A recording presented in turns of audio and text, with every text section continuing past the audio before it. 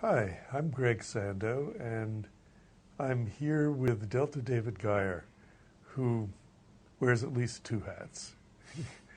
Under one of those hats, he's the music director of the South Dakota Symphony, and under the other hat, you conduct all the young people's concerts for the New York Philharmonic. That's right. And you are the first person ever, even including Leonard Bernstein, is this right, to conduct all of them At in least a season? It's at least since the last 50 years. Right, at least since they started keeping records. Right, yeah. Prehistoric times don't Right, count. exactly. But it's a fabulous distinction, and I have heard you in both these capacities. And I don't know, this is a very bad phrase to use. You do a hell of a job. But you do, unlike the man that was so famously said about. Thank you. But maybe could start by talking about South Dakota, because people probably know less about that than they do about the Philharmonic. It's true. And say something about what it's like being music director of an orchestra in Sioux Falls, what you try to do, what you've accomplished. Well, I mean, you do the same as you would pretty much in any other music directorship, or what you should do is find your points of engagement with the community and, take the orchestra forward and try to build.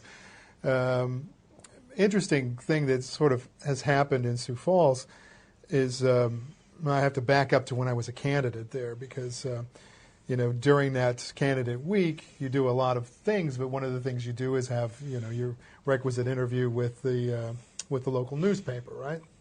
So I did that, and we spent probably a good hour and a half together, and we talked about a lot of different things. But on Thursday of that week, the paper comes out, and the headline reads, "Conductor says contemporary music is very important." And I thought, I'm dead. He's dead. They're never going to hire me. Him. But then they did. They did, and then you made good on that. Well, but the question was, how did I make good on it? Yes.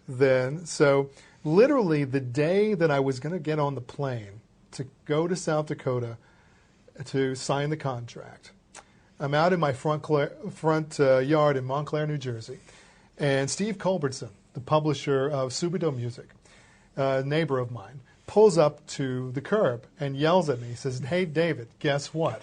One of my guys just won the Pulitzer." And it was Paul Moravec, right? And I said, "Great, congratulations." He went off. I went to the airport. And I'm sitting on the plane. And I thought, a season of Pulitzer Prize winning composers. That way, you don't have to take my word for it.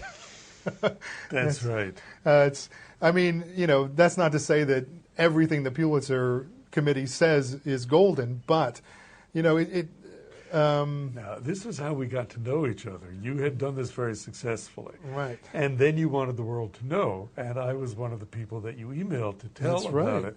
And I thought this was a devastatingly good idea, because you're performing it to people in Sioux Falls who, not unlike people in New York City and Chicago, the orchestra audience are not too excited about hearing new music.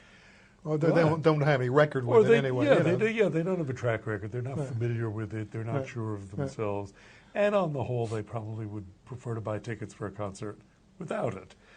But now you come along and you say, well, these pieces won the Pulitzer Prize. And they think, oh, I have to take that seriously. That's exactly right. Because it has the imprimatur. And that, I would say, is going to work better in Sioux Falls, where people still have a sense of optimism, maybe, and not in a cynical place like New York. Pulitzer, Schmulitzer, what do I care about that? Right. That's probably true. But you're right. That first season was a big success. And, of course, I chose the pieces very carefully, and I programmed them alongside works that were, very recognizable and that people were coming to hear. But and it was the usual suspects. The first year it was Corigliano and Rouse, and Schwantner and John Adams. People who write music that is not going to be incomprehensible on first hearing. Elliott Carter might have been a different story. That's true. No, I'm not going to. I wasn't going to do that on the first run. As well. Absolutely, absolutely. But the other thing was that the vision, or at least my my mission in this was that the subscribers of our orchestra would get a broad familiarity with the leading composers of our time. When you look at an orchestra that, an orchestra's way of programming contemporary music, oftentimes contemporary will mean a smattering of works from the first half of the 20th century, which still sound contemporary to people, and then works by local composers. What I find sort of lacking is the idea that we need to be looking for the best contemporary music that we can find and programming it regularly. I noticed something else too, which is that different conductors seem to have their favorite composers or their favorite styles. If Marin Alsop is your music director, you're going to hear a lot of James Macmillan, for example. It has nothing against him or her. It's a fact. If Daniel Barenboim is your music director, you're going to hear a lot of European modernist music. Yes, probably not going to hear Christopher Rouse. And so you were trying to do, within the understandable limits that you set up, as broad a spectrum as you could. Right, a real big swath. And go into this, Paul Moravec came out the first season. Go into the second season, the way we sort of stretched it, and what we did was we put a piece by a Pulitzer Prize-winning composer on every single concert. And not little pieces, not just concert openers, but, big pieces. Good, Sure. 15, 20 minutes that first season. The next season we stretched it a little bit because Stephen Stuckey won for his second concerto for orchestra. Mm-hmm. And it was kind of an interesting story. I was, I had this program in January that I'd sort of reserved a slot for the Pulitzer Prize winner. We're coming to the end of the season because, the Pulitzer's not announced until April. Yeah. So this is right before the brochure is going to print.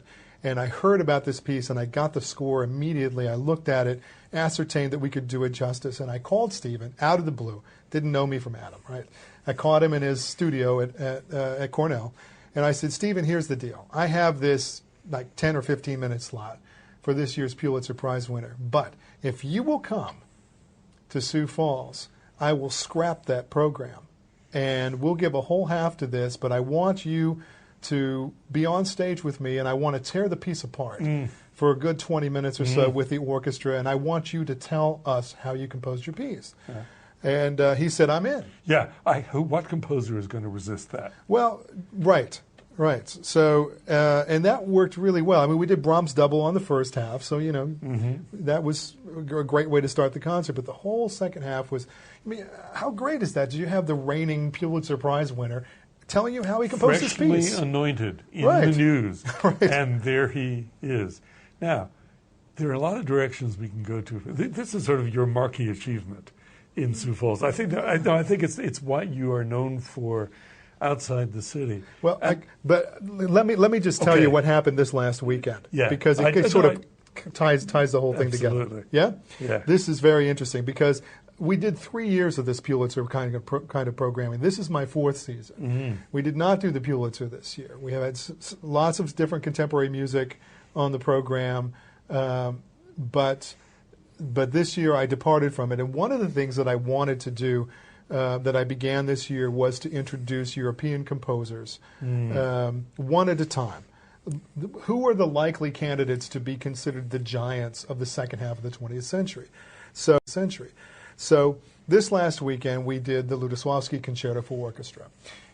It's not a contemporary piece. I mean, it's over 50 years old, but and we had Midori in town for one of her residencies, so she was doing Tchaikovsky on the second half. So in a sense, I had a captive audience. I could have programmed anything on the first half of that program. But I've been looking for an opportunity to do the Lutoslawski. The orchestra really loved the piece. Nobody had played the piece before. My first time conducting the piece. So we get there, and my concertmaster, her Dusuk, we're standing, right backstage, right before she goes out to tune, and she said, David, I have to tell you, I can't remember the last time I was so excited to play a concert. And I'm excited to play with Midori, but I'm really excited to play Lutoslawski. Wow. So we go out and we play Lutoslawski, and I got called back on stage 3 times. Wow. For a piece that nobody knew, for a composer that nobody recognized. Yeah. And then at the reception afterwards, some of my heftiest naysayers for my contemporary programming were coming up to me. One guy in particular, the publisher of the local paper, came up to me and said, you know, this is really amazing. My wife, Angela, was standing there with us at that time, and he says, how can I get more of this? And why didn't you program this your first season? And Angela said, Arnie, you got to know that if David had programmed this, that you would not have liked it. Because he'd gotten used to the sound by now. Exactly. That's it. Yeah, See, so that's the cap. I don't want to leave this. I don't want to leave this for the rest of just leave it alone for the rest of the interview, but I want to step back. Yeah, sure. First, I'm interested to know how you got the job, in spite of the fact that the newspaper shot an arrow through your heart by saying what you were likely to do. Oh, well, I mean, the first thing was the chemistry with the orchestra, and nobody can really predict that. Yeah. You know, there's the chemistry when you conduct it. Yeah. I mean, you have to establish a relationship. So, and that was very clear. That the orchestra, you know, we did a Shostakovich 5 together, and it was the orchestra really outplayed themselves, and everybody recognized that. There was so much excitement in the hall. I have to say that the South Dakota Symphony, in their search process, really did it right. By the time we got to the end of the week, we knew each other so well. There were no surprises on either end. So you mean you and the musicians, or do you mean now the board as well? Everybody, the staff, everybody, everything. I mean, you know, I was exhausted. You know, it was really a very intense week, but there were no unanswered questions, no stones left unturned. So that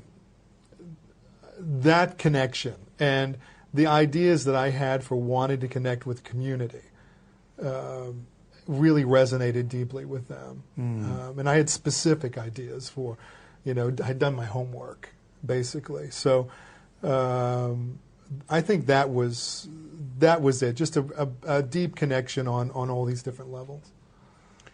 So now maybe is the time for you to say something about the nature of the orchestra. Because it's an orchestra, as I know. I mean, full disclosure here, although I'm not a Pulitzer Prize winner, you did commission and premiere a piece for me. Right. The nature of the orchestra, it's not a fully professional orchestra. Right. And the orchestra has a very small staff. That's right. So say something about this. Describe, so everybody will know how this works, how many professionals you have. Well, it's really kind of a miracle. I don't know whether there's something in the water or just all those Norwegian Lutherans out there that love their music so much, what exactly it is about South Dakota. But as I told them, I was really looking for a place that was ready to grow.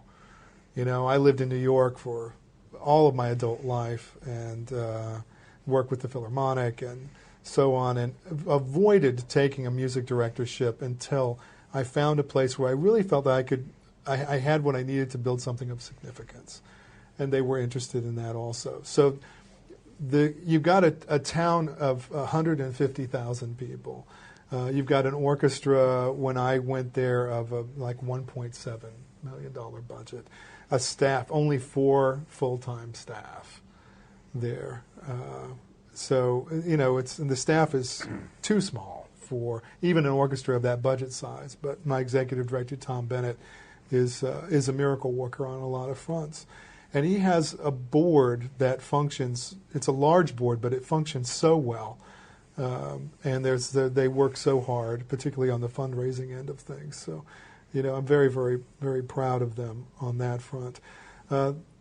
Again, for an orchestra that size, we're edging towards a $2 billion budget now. We now have 13 full-time musicians, which is pretty astounding. They've had, for 30 years now, they've had a string quartet full-time. For about 25 years, they've also had a woodwind quintet.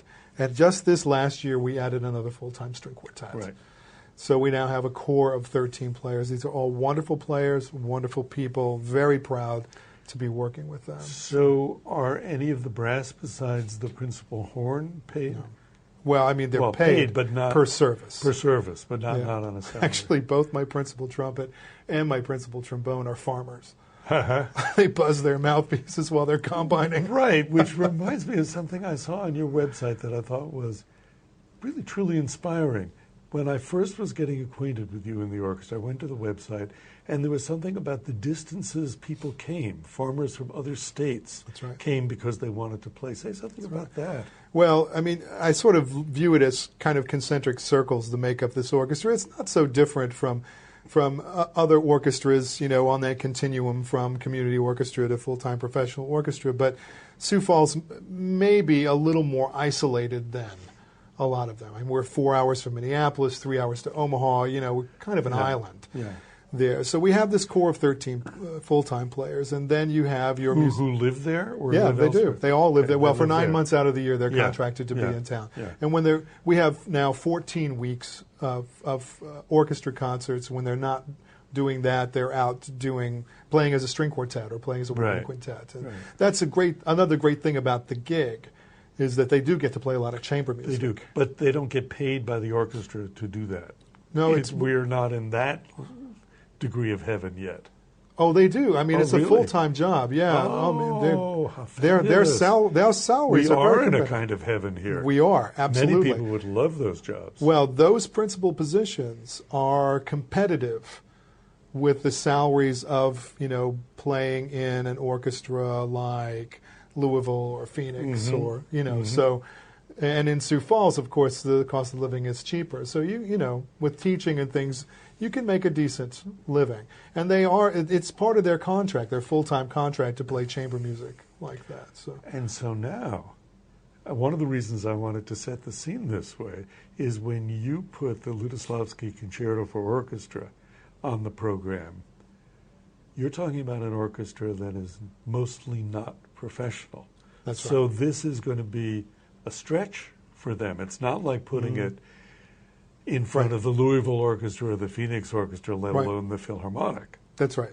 And it's true also for Christopher Rouse, for John Adams. That's right. But so what was this like when you put a piece like that in front of these players? Well, when I first came there, it was sort of a typical situation where they approached the first rehearsal as a sight reading session. With the largely through the contemporary programming, that went away pretty quickly because people, couldn't do that, and we did a lot to help them prepare ahead of time. But now there's a culture now within the orchestra of that first rehearsal is a working rehearsal, right? And, that sort of thing. So, but you're right. I mean, again, going back to the concentric circle thing, we have our full-time core musicians, then you have your music professionals teaching in universities, high schools, whatnot. Then you have your avocational musicians who probably went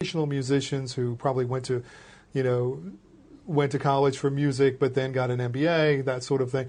And then, because of the isolation of Sioux Falls, we import string players to fill out our string section from Minneapolis, which is 4 hours away. So it's quite an ordeal to try and make that feasible in order for that to happen, but it works. Do they stay overnight if you have, how many times do you do each concert? Is it once, twice? Generally twice, sometimes only once. So do they drive the 4 hours and 4 hours back each time? No, we put them up. Yeah, I don't get, probably my biggest challenge is that I don't get those players for all of my rehearsals. They come in the middle of the rehearsal process, so there's a little bit of, the 3 steps forward, 2 steps back. It is, and that's harder on the strings you do have in the rehearsals, maybe not your 2 quartets, but the others, who are really exposed and they can't hear so many experienced people playing. Right. That's the part that's not quite heaven yet. Right. Right, so, but... getting back to your other question, what does it mean then when you put a piece like the Lutoslawski in front of them? This orchestra has now risen to a challenge so many times, time and time again. And, the Lutoslawski is a wonderful piece of music. They didn't know it going into it, but it is, in fact, a big showpiece for the orchestra. And so they really embraced it wholeheartedly. But this is also an orchestra that we're in the middle of a Mahler cycle now. And now, past the first symphony, none of the Mahler symphonies had ever been heard in Sioux Falls, South Dakota live. Mm-hmm. So everything is new that sense. So that's very exciting. And now we're doing, I call it a 3/4 staged opera every year. That's huge. We did You're Butterfly. working your way through Puccini. Right. Butterfly, Tosca, Yeah. and next year Turandot. Yeah. Right, exactly. Yeah. So I think we'll probably get to Verdi the year after that. But there's always Fanciulla del West and Bohème. You haven't done Bohème. Yeah, well, the thing is about that, just an aside on the opera front, because that was another big question when I came, how does the orchestra grow? How do we expand our series? What do we do? And there was also this beginnings of a regional opera company in Sioux Falls. So we've now expanded our concert series by a concert in order to have this, 3/4 staged opera with the orchestra on stage every season, because it's been such a huge success. I was not prepared for what it used to be. Success with the audience. Yeah. Well, in every sense. The orchestra sense. loves it. We get great singers. It's really, really, really a fabulous experience. But what I didn't want to do is start programming repertoire that regional opera company would do. Right. They're going to do the Mozart operas. They're going to do a Bohème. They're going to do a Traviata. Yeah, I guess. So you do something bigger. We're going to stay on the grand opera scale here. We'll probably do Verdi. Yeah, I've got a Dutchman in my mind. That's Whoa. Oh, yeah. I'm a Wagner fanatic. What can I say? And the Ring? Is the Ring coming? No, I'm joking. Players, Yes, you have a string player problem. You have a length problem. You have a casting problem, I would think. Well, The Ring. yeah, but, Dutchman's only 2.5 hours. No, that you can do. Yeah. But one of the interesting things here, as I hear this, is how much depends on the music director in this case, because you are the impetus for every bit of this. Yeah. Well, that's not unusual in a situation, but, it does feel creatively a little bit like I'm an island. Yeah. Except that I get to come to New York and have lunch with you, and it always, gets my creative juices flowing. It's true, but they're flowing. They were flowing before we knew each other. I'm not going to take credit for anything creative that you do. Nobody can take away. But when you say, okay, I want to do a concert opera, does anybody on the board say, David, you know how much that's going to cost? We can't afford that. Well, that's another great thing about Sioux Falls, South Dakota.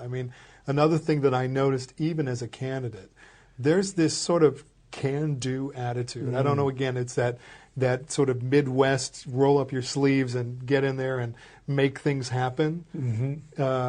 I'll never forget there was this venture capitalist that I had dinner with my first season there, who was just practically leaning over the table, grabbing me by the neck, telling me that I needed to create the New York Philharmonic in Sioux Falls, South Dakota, and I'm like, yeah, okay, whatever, But there's this, and he was a living example, He said, I started my business from nothing, and I built it here in Sioux Falls because I could do it here where I couldn't do it somewhere else. Yeah. And there is that. It does help the fact that we are really valued. The orchestra's a treasure. Yeah. And the corporate community, really supports the orchestra very well. So, but there are, the flip side of it is that they are Norwegian Lutherans, so they're very, very fiscally responsible people as well. So there's a can-do attitude, but they also have a great degree of responsibility. So the shorter answer to your question is simply yes. I do have people on the board that will say to me, okay, what's this going to cost? But they respect my vision enough and the results that we've been able to achieve that they're behind me and want to make it happen. And besides, they can't miss how exciting it is to do a concert opera, too, especially with the kind of pieces that you're picking. Right. So they've got to be excited about that. So can you be indiscreet and say how much more one of these concert operas costs? Well, we sort of came head-to-head with that this time around because, I just sort of blunder my way into these programming decisions oftentimes.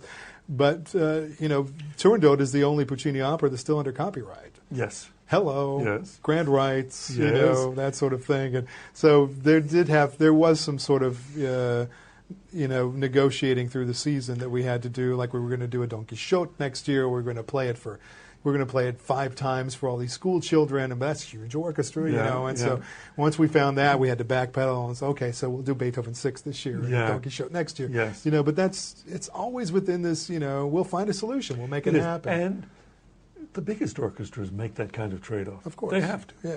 But it occurred to me, as I'm asking you that question, that doing contemporary music is also an extra cost. Yeah. Well, Well, especially with the chamber orchestra programs, as you know, we tour them. Sure. So you get repeat performances. Yeah. So I don't get to do much contemporary music on the chamber orchestra for that reason. Right, because you have to pay now something for every performance, a royalty for every performance. That's right. So, $1,200 for one piece of music doesn't make a lot of sense. Although it does occur to me that in your case, I'm guessing here, but I would imagine I'm right, the differential, the extra cost for doing a contemporary piece is a lower percentage than it would be for the Pittsburgh Symphony or the Philharmonic, because they have all the standard pieces in their library, so they don't have to rent parts. Right. Well, whereas you probably have to rent the materials for everything, or virtually. Well, we buy. Yeah, we do have to buy them. Yeah. I mean, we have a decent library, but no, you're right. You're right, but they do. Even the fee for the performance of the music is less for us of course. than the same piece than it would be for the New York Philharmonic, and they take into consideration the size of the venue, the ticket price, all that sort of stuff. But then the Mahler cycle, that is an interesting thing, because now you have music that typically requires extremely large orchestra, maybe many extra players, all those horns for Mahler 1, for example, which is the first time I ever heard you conduct. I guess when we were getting to know each other, you sent me a CD of your conducting. Oh. Mahler 1 was one of the pieces. Oh, was it? Okay. Yeah, it was. And you really got them to play over their heads. Well, and I'm not saying that to disparage them. No, not at all. But for every orchestra, there's a normal technical level that they're at. And you got them to get to the top of the level that they could be at, my guess. And of course, then I saw you do that live with my piece. And then you got them playing the music, even if they couldn't quite do it technically, they could get at what it was about. So it seems to me that you have that kind of challenge all through the Mahler cycle. And when I was in Sioux Falls for my piece, I remember the next concert you were doing was Mahler 2. And that is so huge in every way. But from everything you and others have told me, it was a triumph and it was exhilarating. Oh, absolutely. What was that like? How did you get them to rise to that occasion? Well, again, you've got these people who really, really want to make this happen. Yeah. It was the same thing this year By with people, you mean the members of the orchestra? Yeah, the member of the orchestra, right.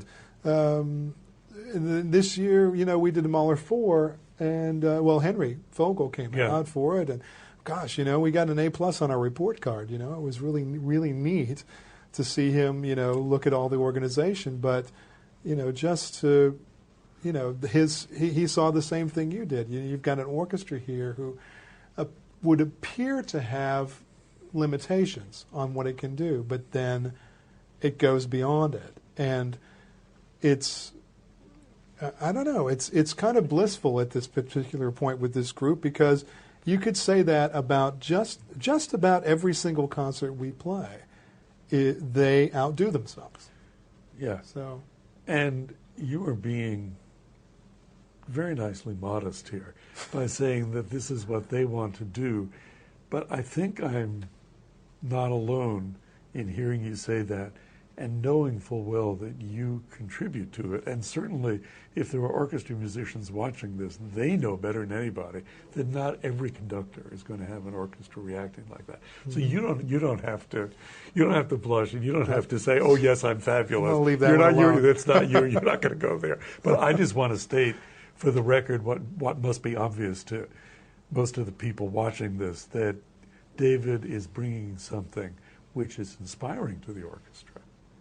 I hope so. The great thing is that you get inspired too. Well, I mean, you have to stay focused on your mission, you know, and that's, you know, when I talk to young conductors, I go into conservatories or I talk, you know, I conduct conservatory orchestra or whatever, you know, it's the most important thing is to keep the focus on the music. I mean, your job is really the same off the podium as it is on the podium. Yeah. I mean, people want to be inspired. They do. The New York Philharmonic wants to be inspired. Yeah, as does the New York Philharmonic audience. Exactly. You know, and it's very easy for somebody like me to go to the Philharmonic and say, the players are fill in the blank, routinized, cynical, bored, don't like the conductor on this particular night. The audience may not show all that many signs of animation, or on the contrary, may appear to give a standing ovation for everything. But the fact is, every individual in that hall wants to be inspired. Absolutely. They want to have a great night. Absolutely. And if one occurs, they'll know it. Right. So as a conductor, when you're on the podium, it's kind of obvious that that's, you know, that's what you're there for. Right. You know, you do the technical part of the job, but really you want people to be inspired to give everything that they possibly can to the music. But when you're talking to the Rotary Club, it's really no different. You know, it's all education. It's all about inspiration. It's all about focus on the music. How much of your time is spent out in the community? A fair amount. You know, it's one of those balancing acts. A bit of a challenge, actually. You know, because I enjoy that part of the job. It's something I always, before I became a music director, I was kind of dreading it because I sort of, you know, I just love being in my ivory tower and, you know, communing with these giants. But when I got the job that first year, I was surprised because it's all about developing relationships. And if you enjoy people, then, you know, you can really have a great time doing that. And of course, as you well know, you know, anybody who's sitting on a symphony board, I mean, their story is just as interesting as mine. There's some fascinating people, very well-versed people, very knowledgeable and talented in all sorts of ways. So, you know, it's if you enjoy getting to know people, then that's a perk for the job. But what I found the first year on the job was that I had so much fun doing that all of a sudden I realized, oh, you know, I can't let this suck me away from the music, you know, because it's a balancing act. It is. Do I remember correctly that when you were doing my piece, you were desperate for time just to spend with a Mahler 2 score? Oh, yeah. Yeah. Oh, yeah. Well, and my wife is very good about that, Angela. I think right after you left, she actually packed me up and sent me over to somebody else's house and said, nobody touches this guy for the next like week. Angela is very decisive and always in a good cause. Oh, yes. Oh, yes. So what is your audience like? Passionate, but and well-trained. By this point, I have to say, they've been through the school of contemporary music. Now, when I first came there, I talked to them a fair amount. You know, I try not to talk a lot during concerts, but pre-concert talks, and then just enough during concerts to introduce a new piece of music. The case, at least it was for the concert where my piece was on, there were no written program notes. All of this was spoken by you or me or Dan Kellogg, a composer, your composer in residence, who also had pieces on the program. We have for the big for the full orchestra concerts. We do have program notes. Yeah. But what I really wanted them to, the thing I wanted to communicate most to them was what I was after was an audience that was engaged. Right. You know, I said many times, please do not come here with an entertainment mentality. Do not be passive. Do not come here and sit and just say, you know, I want to be entertained. Because these composers did not write this music to entertain you. They wrote this music to engage you on a very deep level. Not just the contemporary composers, but, you know, everybody. Yeah, you can say that of Beethoven, just for example. Absolutely. You know, if you can be entertained by this music, no question. But don't be so passive when you come. I need you to be engaged. And how do you say that to them? Exactly that way. But from the stage? Absolutely. Absolutely. Well, this is after you build a certain amount of trust. But, and other things that I've said to them are, like the first season we did Schwantner's Distant Runes and Incantations. Probably the thorniest piece we did that first season. It's not so difficult to listen to, but, it took some time to... it took a little setup to do that. But one thing I reminded them of was you have to realize that even if you don't automatically enjoy this piece, the first listen through, there's a good chance that for the person sitting next to you or down the row for you, this is the most interesting piece that we're going to play on this concert. Yeah. You have to open up your ears and your mind to that possibility. Right. And obviously, and I think this is an important point, you don't lecture the audience. You don't say, all right, all of you out there, no. I don't want you being entertained. I want you to really engage with the music. No. You don't. But you're that way. So the first thing you do is you set the example. Right. Consciously or not. And then the way you talk about the music will lead them to that kind of reaction to it. Right. Exactly. Interestingly, the pieces that people seem to engage with the most, even the naysayers, are the pieces that are the thorniest, in my opinion, such as Crumb's Haunted Landscape. I was a little bit scared. I loved the piece. Done it several times. A little bit scared. And don't you know, after we played that piece, everybody wanted to talk about that piece. Yeah. My wife, who is a music critic, had a similar thought after she saw the new production of Satyagraha at the Met, the Philip Glass piece. Yeah. She said, well, there are a lot of people there that she knew, including a friend that she brought with her. And she said there's a lot of discussion about whether people like the piece or not.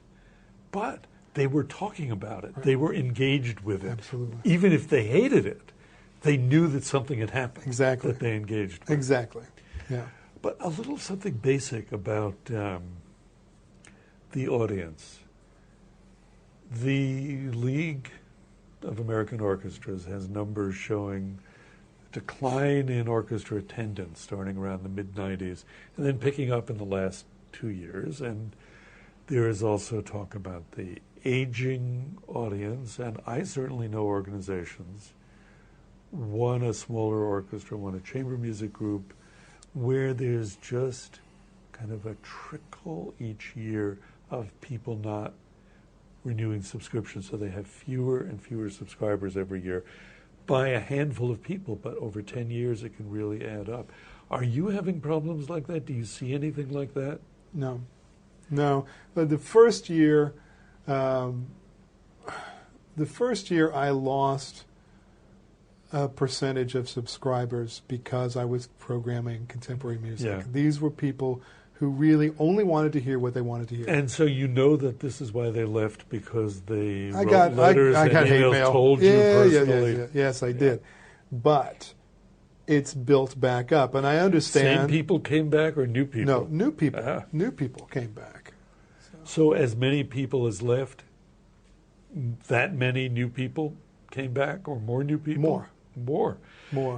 Because you created maybe a sense of excitement in the Word town about the orchestra. I would say that certainly doing larger repertoire, Mahler and operas and these sorts of things helps quite a bit, but to build the excitement. But also the contemporary music has been a big part of that, because it has helped with an engagement of the audience. And as you were saying, people are talking about, you get out there like they were with the Philip Glass opera. You like it, don't like it, the buzz is happening. So how does the buzz manifest itself? Is there something that the orchestra does to give people a chance to talk? I think you go out in the lobby after concerts. Right. Oftentimes I will. Yeah. Particularly that first season, I was out there all the time, and that's how I was really able to gauge what people really wanted to talk about. I can't tell you how many husbands of wives who forced them to go to the symphony have told me that they love the contemporary programming, Oh, fascinating. which is it's a paradigm shift for me in this, because we've always treated contemporary music as the ugly stepchild right. of the standard repertoire. And now what I'm finding is that for this other generation of people who grew up on rock and roll or whatnot, the rhythm, the colors of these contemporary pieces are much more engaging for them. It's completely natural, and it may appeal to people who don't actually respond to the standard repertoire. Exactly. So they come to Mozart and Beethoven. Romantic, yeah. Right. They come to Mozart and Beethoven through the contemporary music rather than vice versa. Yeah. Yeah. So that is a fascinating thing. We know about the phenomenon. It's been affectionately parodied in commercials, for example, of the husband dragged by his wife to a concert. Right. And if you want to engage these people and make them happy to go and make them want to go more often, do contemporary music. Well, let me tell you. Does the wife then hold her nose or hold her ears? Well, you know, if anything that makes her husband actually want to go to the symphony, she'll sit through a Rouse trombone concerto. Oh, yeah, Peel. So how else does the buzz show up around Sioux Falls? How do we know it's happening? Well, I mean, we do get letters and emails and that sort of thing, but I can't go to the grocery store without talking to people. It's an important detail. You moved there. You and your family moved there. We did move there. That's you and your wife, 2 kids, you all moved there. Yeah, we did. It was an opportunity to really build something there. Plus, Sioux Falls is a wonderful community. I hate the weather. Yeah. The winters. Yeah. I hate the winters. Yeah. But the people are truly wonderful, and the chance to, our kids are now, my daughter's going to middle school, my son's in high school. It was a chance for us to step back from the rat race of living in New York City for so many years and spend time together, to be together, and have a little calmer lifestyle. Right. And do you get into, how much of the Sioux Falls community do you get into? Is it only the symphony-going classes, the sort of upscale, educated white people? Do you go beyond that? Oh, yeah, I would say so. I mean, we're all involved in different ways. Of course, my kids are in the schools, so there's a sort of natural community around that. We're involved with our church and that sort of thing, so there's another community there. But there is that sort of instant community, family around the symphony, which we wouldn't have if we moved anywhere else for any other reason, Sure. So that's also quite helpful. But the symphony family is a really good one, and quite diverse, I have to say, for Sioux Falls, South Dakota. There's one thing before we leave Sioux Falls and go to New York and talk about your work with the New York Philharmonic. There's one thing we should say. Sioux Falls, South Dakota happens to have a world-class concert hall. It's true. You walk into that place, actually, it reminds me of one of the less wonderful moments in Brahms's life, less wonderful to hear about, when he was in Denmark, I believe, and he went into a museum and saw some impressive artwork, and he said, "Why is this not in Berlin?" But it's not that you think this concert hall should immediately be moved to a bigger city, but you are really impressed to see it in Sioux Falls. Everybody is. It's gorgeous. It sounds wonderful. It's inviting. Yeah, they really did it right. And again, it's that group of people, that community that was so dedicated that they were not going to cut any corners. They got, great acousticians, wonderful architects, really wanted to make something great, and they did. But we do have those folks who come to Sioux Falls also. Like our orchestra has a relationship with the New York Philharmonic that actually has nothing to do with my being there at all. But the New York Philharmonic played the first concert in that new hall when they were on tour. And when was that? 99. Yeah. And ever since then, they have brought back principal players from the Philharmonic as soloists every year. There's a New York Philharmonic week. Yeah. Right. So you mean they play concerti with your orchestra? That's right.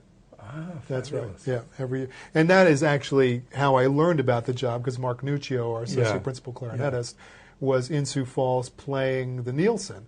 And I ran into him one week when I was working at the Philharmonic, and he told me about the gig. So that's because how all at one time you were, what was your job with the Philharmonic previously? Cover conductor. Cover conductor, Yeah. yeah. So you were there all the time. Well, yeah, a fair amount. Often enough. Often enough, right.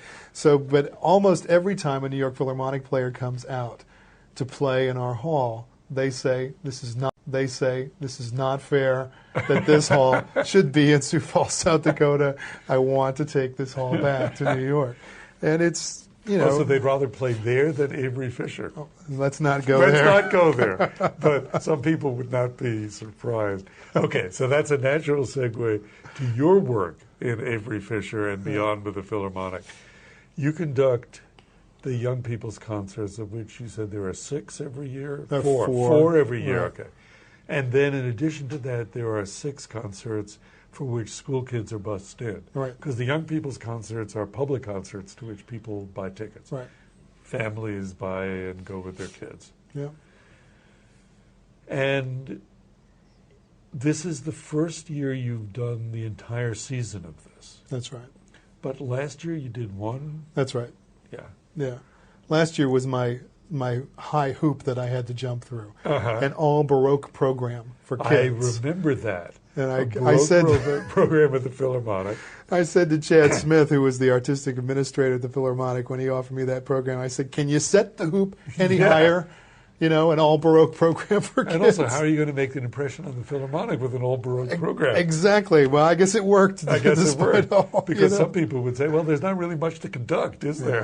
But we did the Bach Third Suite. Right? It doesn't get much better than that. So, obviously, you were a success. And, of course, you do more than simply conduct. You talk. Yeah. So, they like you because of that. But they like you also because of your conducting. And the players are very supportive from everything I've heard. Yeah, they certainly are very supportive every time I work with them. I couldn't ask for more. Really, really, it's a joy to work with them. It's a lot of pressure, because we only get one rehearsal for those programs, and the script, script is always changing. Oh, it's yeah. Well, I've done related kinds of gigs, and the script is always changing because you write it, but you don't know how it's going to play or quite how long it's going to take. So you're always rewriting up to the last minute. Do you use a teleprompter? No. No, you don't use a teleprompter, so that makes it all the harder. Yeah, it's it can be very stressful. One of the most stressful things I do. Although when I've gone to see you, you don't appear to be stressed, Thank goodness for that. And you really get nice results from the orchestra. Everybody knows, well, the term known to many of the people who will be watching this, kiddie concert. And there's a kind of playing that will go along with the tone of voice in which you say those words, which is really a trash on kids. People really shouldn't talk that way. But that is not what I hear when I've gone to hear you conduct this. Well, they really play.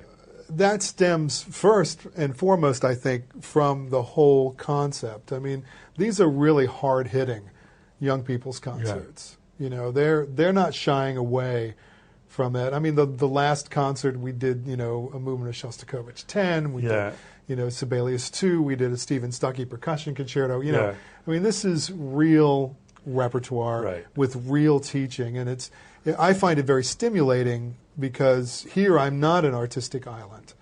I have a team that I get to work with. Ted Whipford, the education director, Matthias Tarnopolsky, the artistic administrator, Tom Dulac, the scriptwriter. The four of us work very closely together. We have a retreat actually in just a couple of weeks to go through repertoire for the entire next season.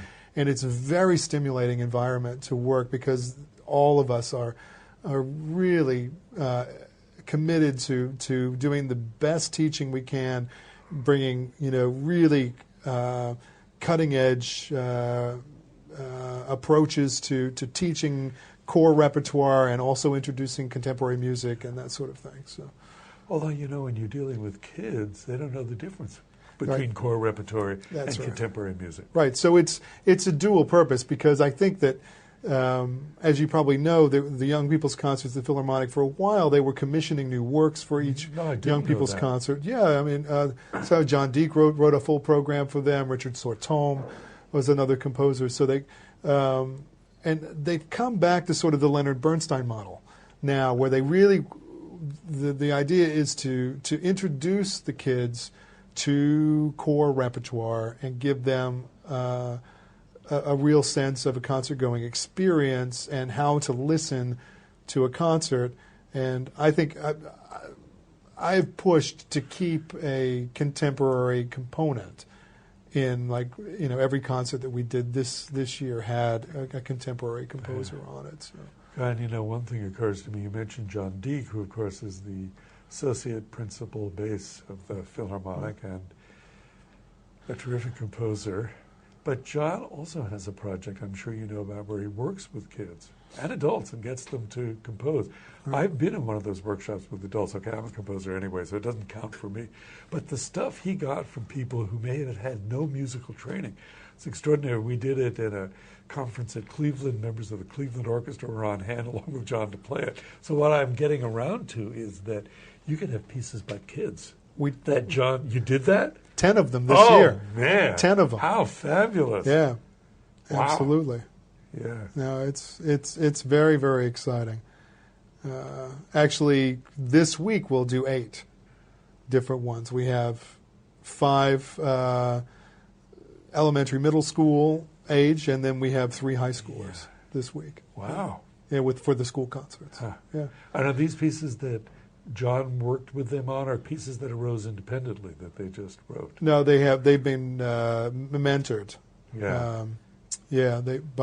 Actually, the 3 high schoolers are through a program from the New York Youth Symphony that Derek Bermel curates. Right. Okay. And John, Derek being a really terrific person and composer who works himself to the bone in New York, doing more things than any one person should be able to do. Composer in residence for American Composers Orchestra, and the person who devised the emphasis they've had the past 2 seasons on composer performers, which he, of course, is one of. Right. He's a virtuoso clarinetist. Virtuoso clarinetist. Yeah. Okay, one last question to wrap this up. Yeah. What would you say to conductors younger than you about this stage in your career? About this stage that I'm in now? Yeah, or other stages in your career. Hang on for dear life. It'll Probably come. true. It will come.